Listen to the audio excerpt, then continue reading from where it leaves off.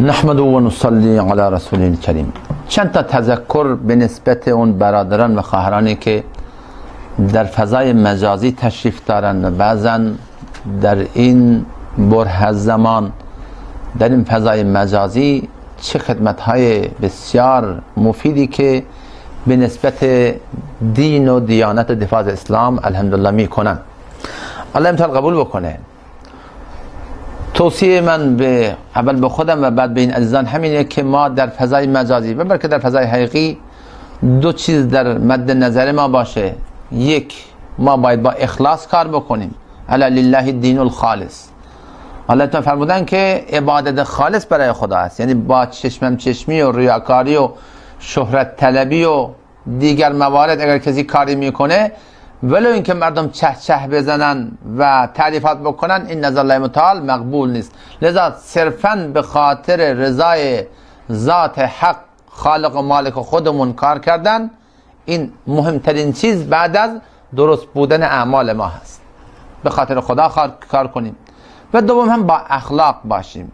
اخلاق را در حد اعلا سعی کنیم در نوشتن، در گفتن و در هر برخوردی با هر شخصی در پیوی خودمون یا هر کجا سعی کنیم که رعایت بکنیم که اگر کدام حرف حقی بنابر اصول اخلاقی گفته نشه چه بسا این مانع فرار شخص از دین میشه و این سبب میشه که شیطان وسط بیاد و ما باعث دینگریزی مردم میشیم. نیت شما حقه، حرف شما هم حقه، اما طریقه شما بر جاده صراط مستقیم حق که با اخلاق باشیم اینطور نیست و این سبب دینگریزی مردم میشه.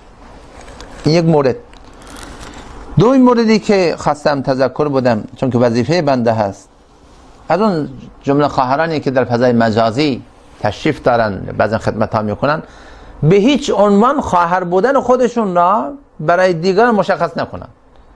بعضا اسم خودشون رو گذاشتن، بعضا یک پروفایل های گذاشتن که مشخص میکنه خواهر هست.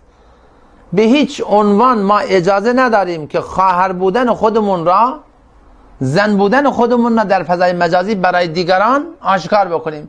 مثل همین میمانه که شما در فضای آزاد خودتون را در مقابل مردان قرار دادین، چون محل وسوسه برای مردان هست و بلکه این از اون مورد خطرناکتر.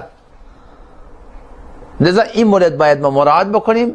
خواهرانی که در فضای مجازی تشریف دارن حتما اون اسم خودشون را روی پروفایل ها نگذارن و به هیچ عنوان با هیچ نامحرمی چت نکنن. اگر از کدام مولوی متقی میخوان چیزی بپرسن هم صوتی اصلا نفرستن، بلکه نوشتاری بفرستن، چون که هر کسی شیطانی داره و شیطان مولوی ها دیگه اونم شیطان هست دیگه. احتمال فریب دادن اون اشخاص هم خیلی زیاده، خیلی در این میدان لغزیدن. لذا شما خواهران به هیچ عنوان سبب لغزش دیگران نشین. به هیچ عنوان خواهر بودن خودتون مشخص نکنین، نه با اسم نه با پروفایل، و به هیچ عنوان صوتی برای نامحرم شما نفرستین که شرع این را به ما اجازه نداده. و مورد سوم، اگر احیانا کدام موردی هست که با نوشتن ممکن نیست، خب اینو دیگه شما از فضای حقیقی از علمای خودتون بپرسین، با محرمتون برین بپرسین. اگر این هم ممکن نیست پس دستتون بزنین جلوی دهنتون، با حالت صدا کلفتی باید حرف بزنین.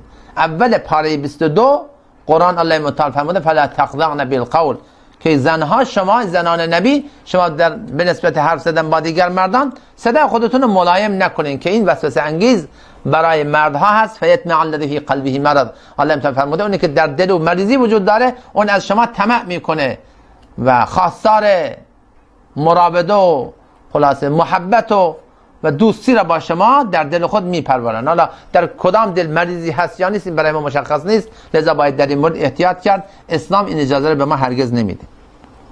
و مورد سوم، پروفایل هایی که ما میگذاریم اینا اسلامی باشن. میبینید که شما مثلا عکس انسان های بیدین یا زن هایی که حجاب ندارن آوردن تو پروفایل گذاشتن، این اشتباه بزرگیه، گناه بزرگیه. نه تنها به نسبت پروفایل، بلکه هر کامنتی که ما میذاریم و هر پیامی که میخوایم بذاریم و هر جوابی که میخوایم بدیم یا هر برخوردی که میخوایم در فضای مجازی با دیگران داشته باشیم، لازم و ضروریه که ما به نسبت موافق شرع بودن این با خود بیندیشیم، چه بسا که همین ها سبب لغزش دیگران میشه. چون نبی خدا فرمودن که العین تزنی، فرمودن که چشم زنا میکنه، زنای چشم نگاه کردنشه. فرمودن که گوش زنا میکنه، زنای گوش شنیدن صدای نامحرمه. فرمودن که بینی زنا میکنه، زنای بینی همین استشمام بوی زنه که عطر میزنن میرن بیرون و باعث تحریک مردان میشن. و زنای زبان همینه که انسان با نامحرم بدون ضرورت برخلاف شرع با او صحبت میکنه. و زنای دست مشخصه که گرفتنه، و زنای پا رفتن به طرف فحشا هست، تا نبی خدا فرمودن که میمونه همون عضو آخری که تصدیق بکنه یا انکار بکنه. لذا همه اینا در حکم زنا هستن، مراتب زنا هستن. الله متعال در قرآن فرمودن ولا تقربوا الزنا، شما به زنا نزدیک نشین. لذا شما خواهران حرف من را برداشت نکنین، با آمدن به پیوی مردان و با گذاشتن اسم خودتون روی پیوی یا عکس خودتون روی پیوی مردان را شما به زنا نزدیک نکنین، که این نزدیک کردن مردان به زنا هست، محل وسوسه برای مردان هست. مردها را ما میشناسیم، ما مردیم. شاید شما خواهران همچین قصد و غرضی هم اصلا نداشته باشین. و یک توصیه کلی هم برای اون اشخاصی که در فضای مجازی آمدن، واقعا اگر نمیتونین خودتون را کنترل بکنین، مثلا همین اینستاگرام، اگر اون قسمت سرچ را بزنین دیگه هر چیزی اونجا میاد دیگه از جلوی شما. اگر نمیتونین خودتون را کنترل بکنین، از فضای مجازی کلا خارج بشین، که این همون حکم خدای متعال ولا تقربوا الزنا فرمود الله متعال. شما به زنا نزدیک نشین. شما آله زنا رو گذاشتید تو جیبت، بغل صبح شب با شما هست و حالا شما میخوای خودتو کنترل بکنی، این چیزی هستش که محاله. شاعر عرب یک عبارت بسیاری آورده، زیبایی آورده. اگر الفاظ عربی به ذهن من بیاد، بله، فرمودن که نظرة فسلام فکلام فموعد فلقا. فرمودن که این مراتب زنا از کجا شروع میشه؟ نظرتون، اول یک نگاهی است، بعد از اون فسلامون کلامی هست، بعد از اون فکلامون کلامی هست. اول نگاهی است، بعد سلامی است، بعد کلامی هست، بعد موعد قرار گذاشتنی هست، بعد ملاقات است و بعد دیگه نابود شدن است. بیا حالا این را قبل از مردن ما جبران میکنیم. چه بسا عفت بسیار از خواهران ما در این میدان پاره شده، عفتشون از بین رفته و دیگه اینو دیگه چطور میشه جبران کرد؟ آبی که بر زمین بریزه دیگه اینو نمیشه جبران کرد. خیلی از اشتباهات است که بعدا اینو نمیشه جبران کرد. اینم از همین موارد. خواهران گرامی و برادران عزیز من، اونایی که واقعا نمیتونن خودشونو کنترل بکنن، از فضای مجازی برن بیرون، با همون گوشی های ساده باشین که این حکم الله متعال که ما خودمون رو به زنا نزدیک نکنیم. و یک کلام آخر این که ما مسلمانیم. مسلمان یعنی تسلیم امر خدا. وقتی من میگم من مسلمانم، اقبال لاهوری چی میگه؟ میگه که چون که گویم مسلمانم بلرزم، چون که دانم مشکلات لا اله را. من مسلمانم یعنی من تسلیم خدام، پروفایل من تسلیم خدا، گفتار من، نوشتار من، دیدار من، ملاقات من، کامنت های من، زندگی من در تاریکی روشنی، من مسلمانم. الله تعالی فرموده ولا تموتن الا وانتم مسلمون، نمیرید مگر اینکه مسلمان بمیرید. یعنی چی؟ یعنی که در حالی بمیرین، در حالی زندگی میکنین که تسلیم خدا باشین، که اگر احیانا مرگ آمد شما مسلمان باشین.